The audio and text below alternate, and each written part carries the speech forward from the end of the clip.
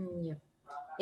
Buenos días, señores abogados y señor fiscal provincial. El día de hoy, 22 de junio del 2021, hemos invocado a las partes procesales por el requerimiento de prisión preventiva por el fiscal Franz Junior Sáenz Rivera en el expediente número 00156-2021 en la investigación seguida contra los sujetos A y B, representado por la abogada Chantal Génesis Luna Chumbiray, y el sujeto C, representado por la abogada Ashley Fernanda Quispe Mendoza, imputados por el supuesto delito de hurto agravado, regulado en el artículo 185, concordante con el artículo 186, incisos 2 y 5 en el primer párrafo e inciso 1 del segundo párrafo.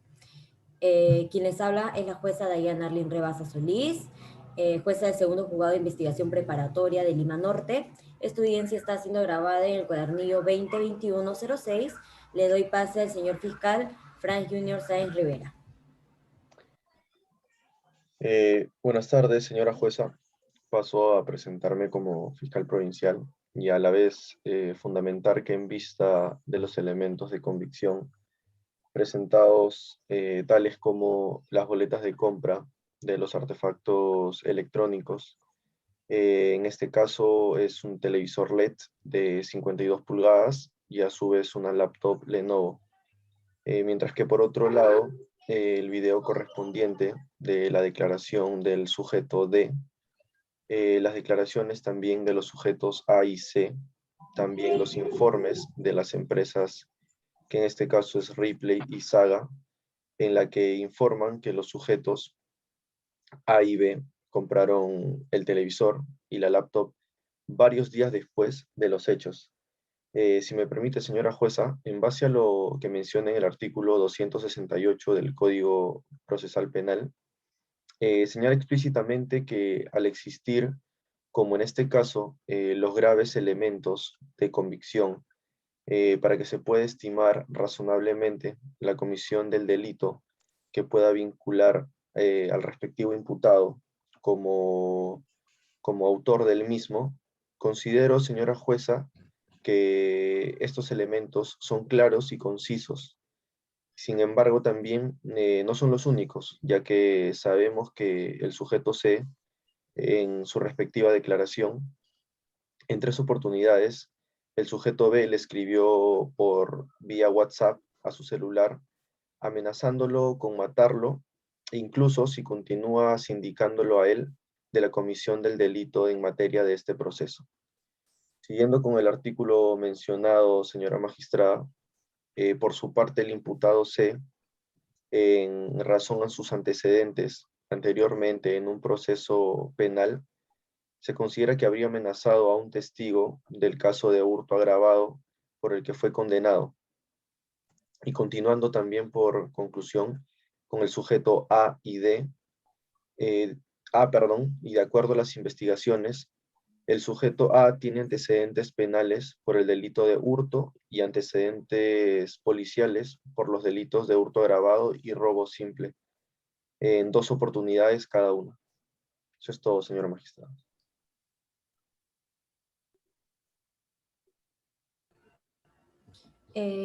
Luego de escuchar al fiscal provincial, procedo a darle la palabra a la doctora Chantal Génesis Luna Chumiray, representante de los sujetos A y B.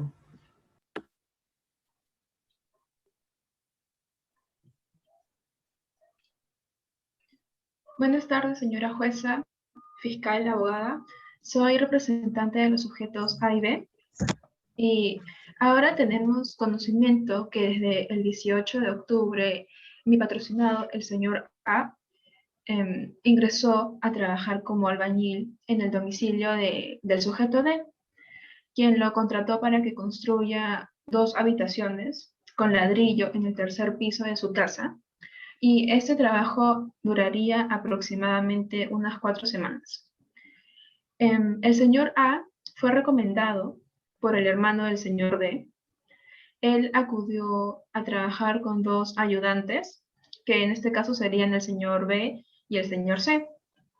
Según las investigaciones, mis patrocinados, el señor A, se compró un televisor LED de 52 pulgadas que le costó 4.500 nuevos soles, y el señor B le compró una laptop Lenovo a su hija que le costó 2.999 soles. Asimismo, las empresas Ripley y Saga presentaron informes en los que comprueba que varios días después se realizó la compra.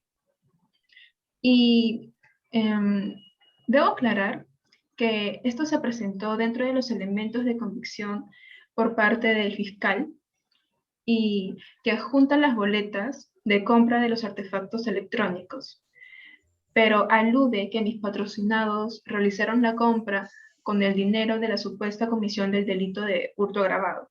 Sin embargo, esta compra se realizó con el dinero que ellos habían ahorrado, ya que son trabajadores de construcción, y es por esto que las boletas no vinculan el hecho delictivo. Eso es todo, señora José. Bien, escuchado los argumentos de la doctora, le doy el pase a la doctora Ashley Fernanda Quispe Mendoza, representante del sujeto C. Buenas tardes con todos los presentes. Soy la defensa del imputado sujeto C. Mi nombre es Ashley Fernanda Quispe Mendoza. Con el pase otorgado por su persona, paso a fundamentar por qué a mi defendido no tendrían que otorgarle la medida de prisión preventiva presentada por el representante del Ministerio Público, Frank Sainz.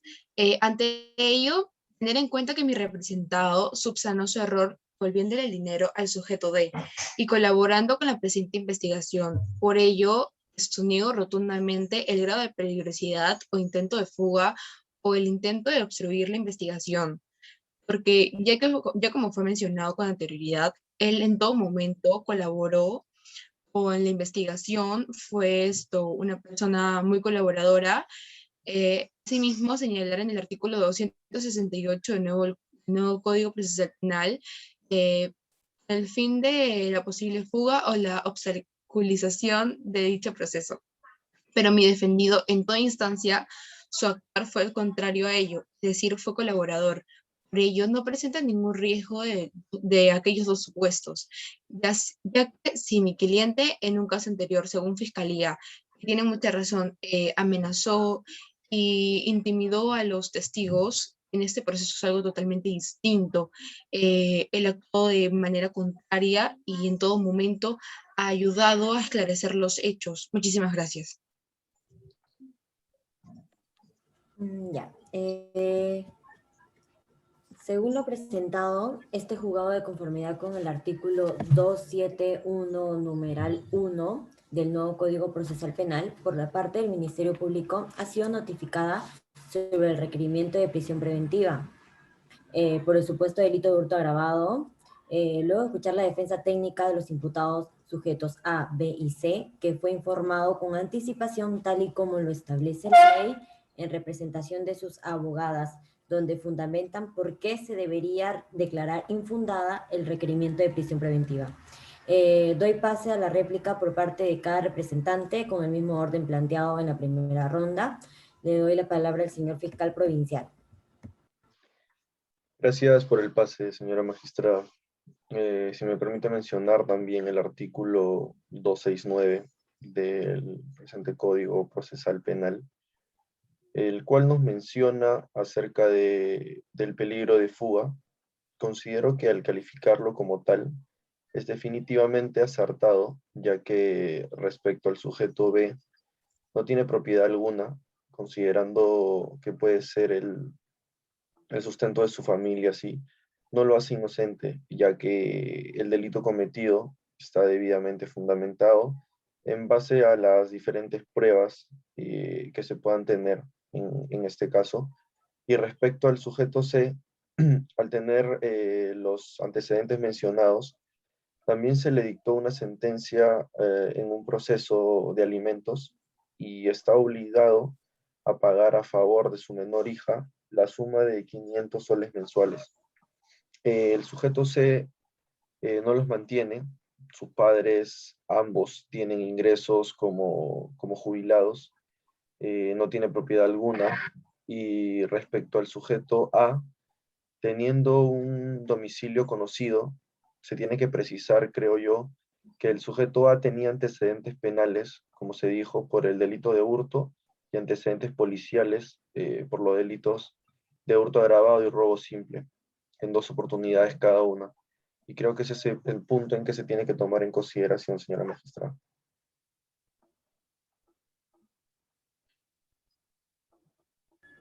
Ya, bien. Le doy el pase a la representante de los imputados, de los sujetos A y B.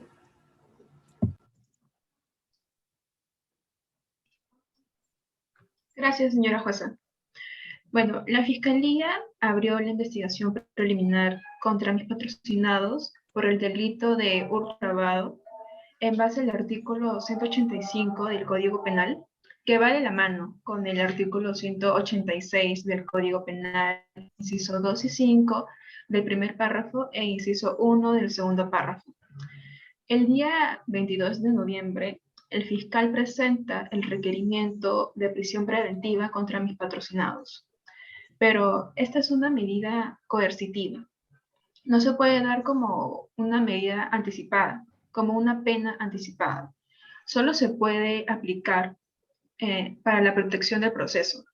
Su legitimidad constitucional solo se cumple cuando se observan los principios de carácter transversal, de intervención iniciaria y de proporcionalidad conforme a sus presupuestos o requisitos.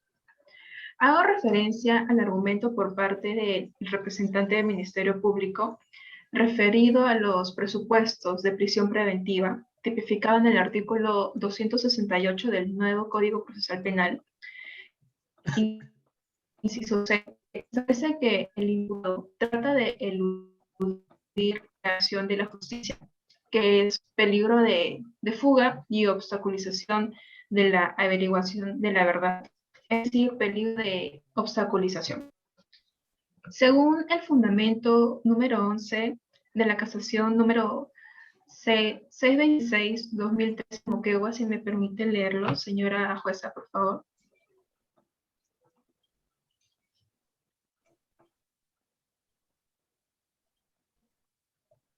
Sí, prosiga, doctora.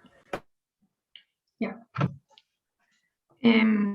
La aplicación de esta medida es excepcional. En atención a la preferencia por la libertad del sistema democrático, por ende, su adopción será en casos necesarios que cumplan los requisitos de la ley, en especial el peligro procesal, pues de otra forma se lesionará no solo la libertad, sino también la presunción de inocencia, pues se encarcela como si fuera culpable a quien se le debe presumir inocente.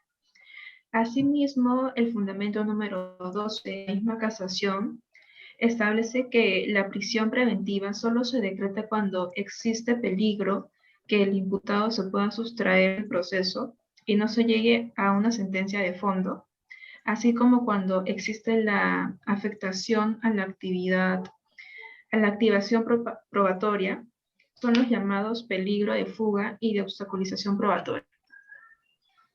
Y bueno, respecto al peligro de fuga, tipificado en el artículo 269 del nuevo Código Procesal Penal, no podría darse, ya que por parte de mi patrocinado A, cuenta con domicilio conocido, vive con su madre que padece de cáncer, usa quimioterapia hace 6 meses y también vive con su hermano menor de 7 años de edad.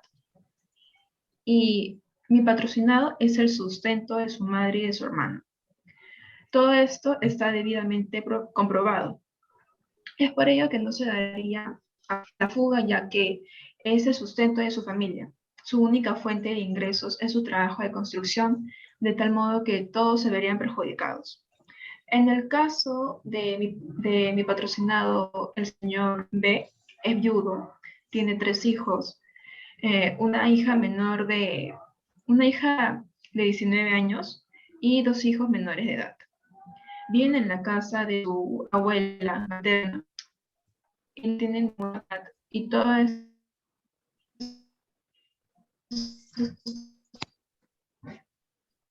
está comprobado. Ahora, con el artículo 170 del nuevo Código Procesal Penal, el representante del Ministerio Público no fundamentó claramente.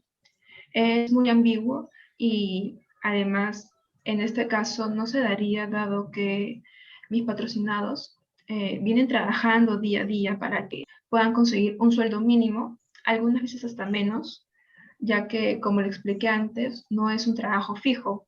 Entonces, con este sueldo ambos deben velar por el sustento de su familia y por estos motivos no se podría obstaculizar la justicia y el libre desarrollo del proceso. Gracias. Eh, ya. Luego de escuchar al señor fiscal provincial y a la doctora Chantal Génesis Luna Chumbirae, le damos pase a la doctora Ashley Fernanda Quispe Mendoza, representante del imputado sujeto C. Bien, señora jueza, consecuente a lo dicho en mi primer argumento, el representante del Ministerio Público hace referencia que puede solicitar prisión preventiva, ya que la prisión preventiva de la libertad del sujeto está tipificada en el artículo 186 del Código Penal. Indica que la prisión preventiva es no menor de 3 años ni mayor de 6 años. Por ello no existen agravantes. Eso quiere decir que conforme al artículo 46 del Código Penal no encaja en su totalidad, ya que en el inciso F señala que luego de haber consumado el delito es válido poder resarcir voluntariamente su accionar. Y en el presente caso eso sucedió. Mi representado, luego de haber supuesto tomado un dinero que no era de él, él lo devolvió al sujeto de resarciendo el daño ya causado. Asimismo, en el artículo ya mencionado, en el artículo 46 del Código Penal, en el inciso G, en el cual nos explica presentarse voluntariamente ante las autoridades después de haber cometido el delito y admitir la responsabilidad sería considerado como atenuante. Entonces, interpretándolo en el caso tanto el inciso F como el inciso G, haciendo referencia a ambos, encajan correctamente. Eso haría que el quantum de la pena sería muchísimo menor. Encajaría en el primer cuadrante, que sería el de atenuantes. Ante ello, le pido a su despacho, por favor, aplicar el principio de proporcionalidad para ejercer su pedido ante, ante el pedido del Ministerio Público, observando el artículo 186, que indica que la pena mínima es de 3 años. Entonces, al cumplir con múltiples atenuantes, procedo a hacer el pedido de la pena mínima, por favor. Entonces, ello no aplicaría por el inciso B en el artículo 268 del Código Penal, el cual indica que si la pena no excede los 4 años, no se puede solicitar prisión preventiva ante su despacho. Por ello, le solicito a usted, como representante de la ley, puede declarar infundado el pedido de prisión preventiva ante mi representado, el sujeto C. Gracias. Ya. Luego de haber escuchado a todas las partes, procederemos a la última argumentación del fiscal provincial y las abogadas para que este juzgado pueda tomar la decisión. Señor provincial, tome la palabra.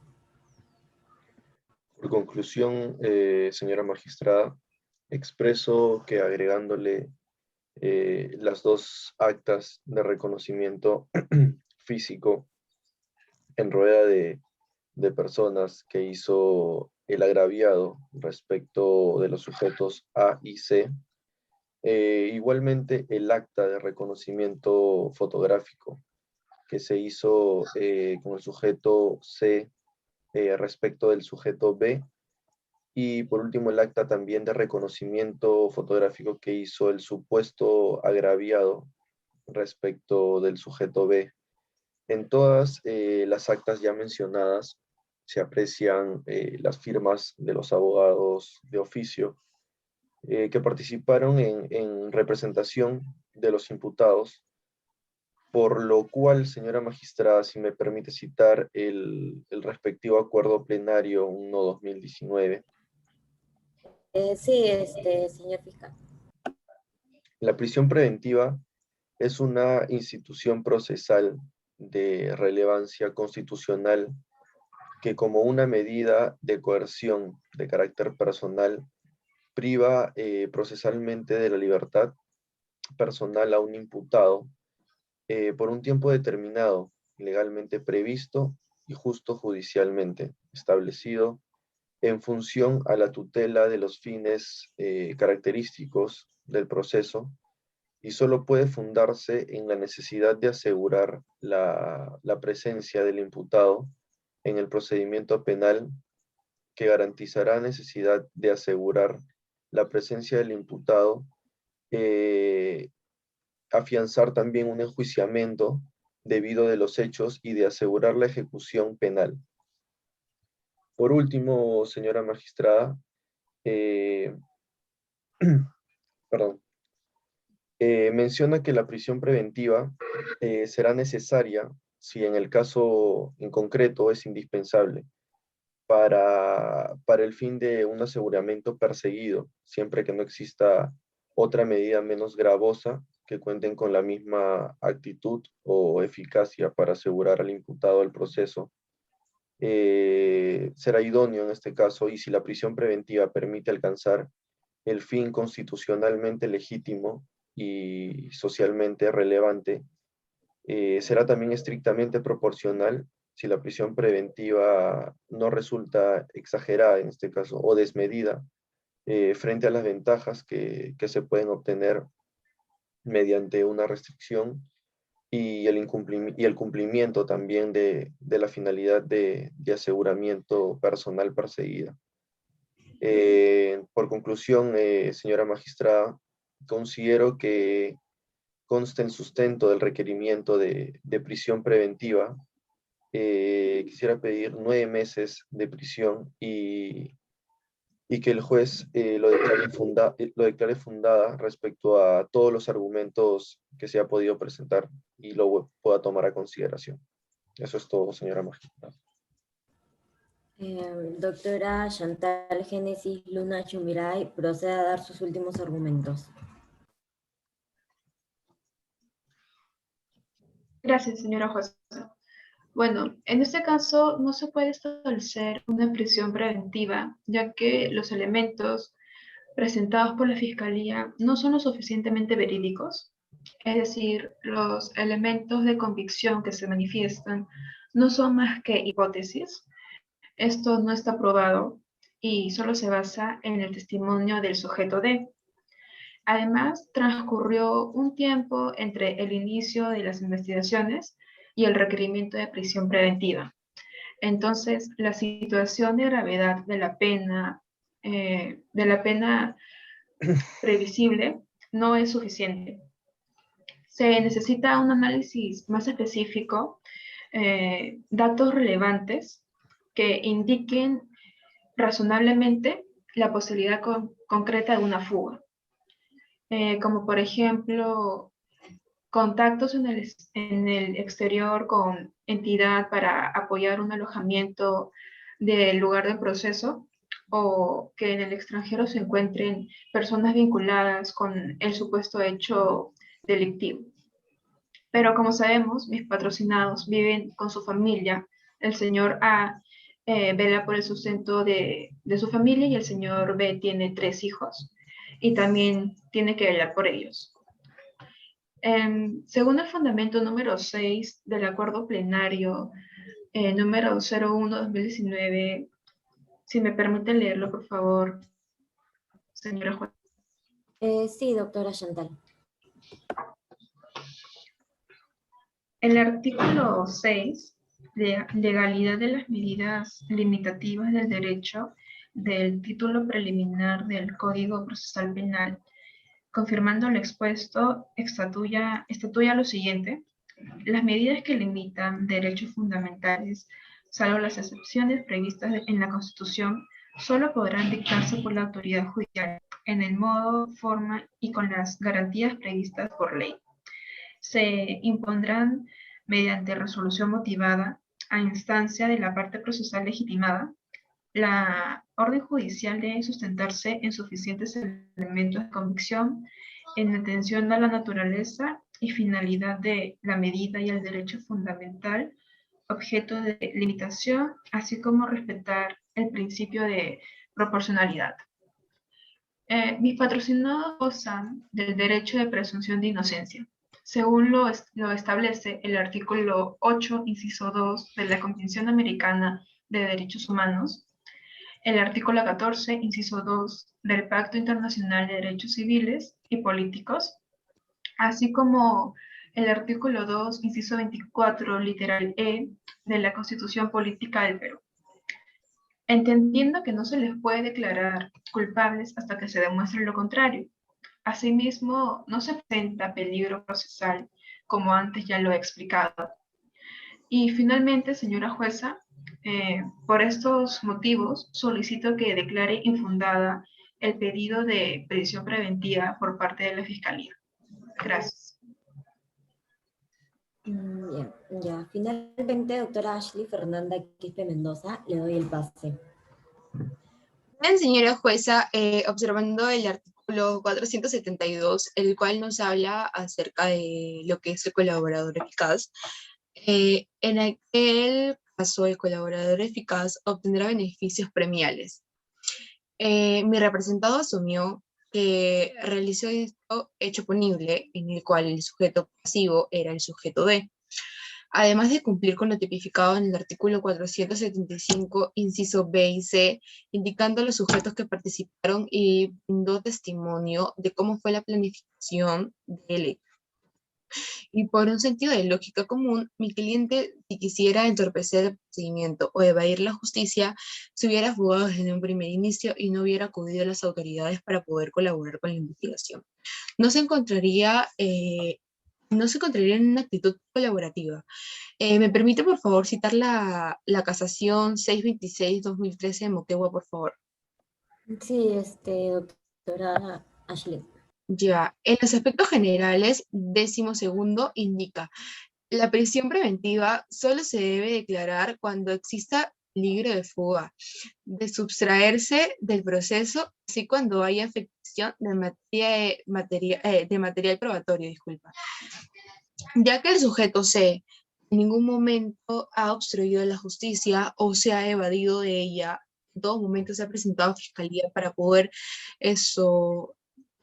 colaborar con la investigación y aceptó cometer el delito tipificado en el Código Penal. Por ello le solicito a su despacho que declare infundado el pedido de prisión preventiva, ya que me parece inconsecuente porque mi patrocinado en todo momento aceptó el hecho, pero cumple con varios requisitos que vendría a ser atenuantes para su pena. Eso, muchas gracias. Señoras abogadas y señor fiscal provincial, daré unos minutos de receso para el auto correspondiente de las facultades que se me tocan.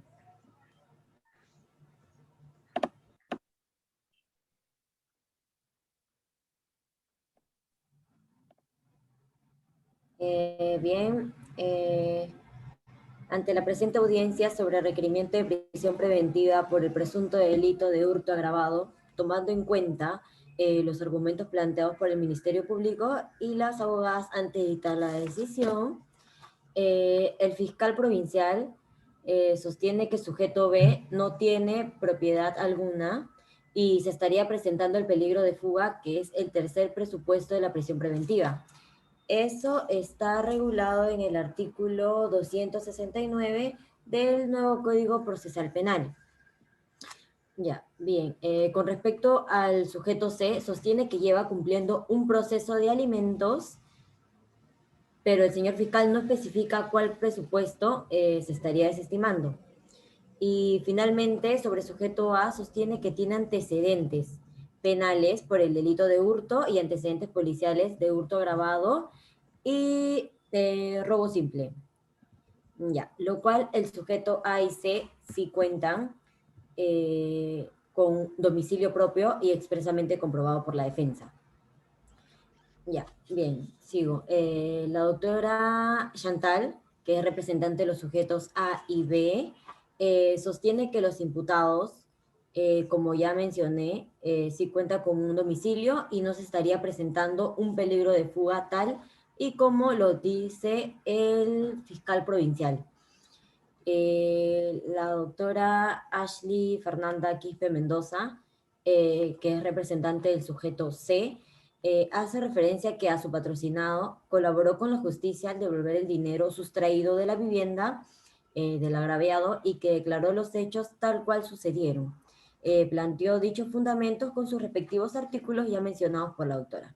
Además, presentó las pruebas correspondientes donde está siendo amenazado por el sujeto B.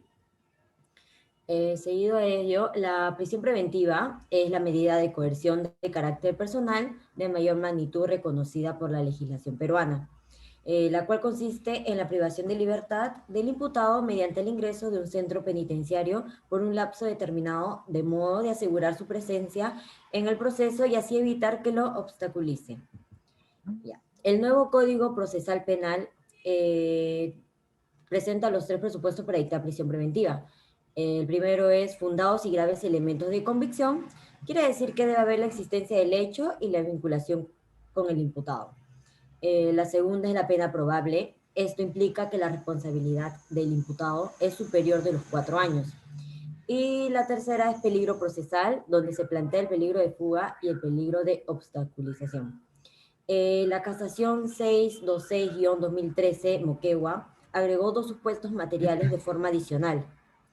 Se trata de la proporcionalidad de la medida y su duración, lo cual el fiscal provincial en su requerimiento debe superar el test de proporcionalidad y debe justificar la duración de la medida. Como regla general, la duración no debe durar más de 9 meses. El plazo puede extenderse hasta 36 meses, siempre y cuando sea proceso de criminalidad organizada, según el artículo 272 del nuevo Código Procesal Penal. En este caso, logro observar algunas irregularidades por parte del Ministerio Público al no especificar los ya mencionados presupuestos, pero cabe resaltar que el imputado B presenta peligro de fuga regulado en el artículo 269 del nuevo Código Procesal Penal, ya que no cuenta con un domicilio específico y el peligro de obstaculización al amenazar uno de los imputados y así influir sobre sus declaraciones. Eso está regulado en el artículo 270, en el inciso 2 del nuevo Código Procesal Penal.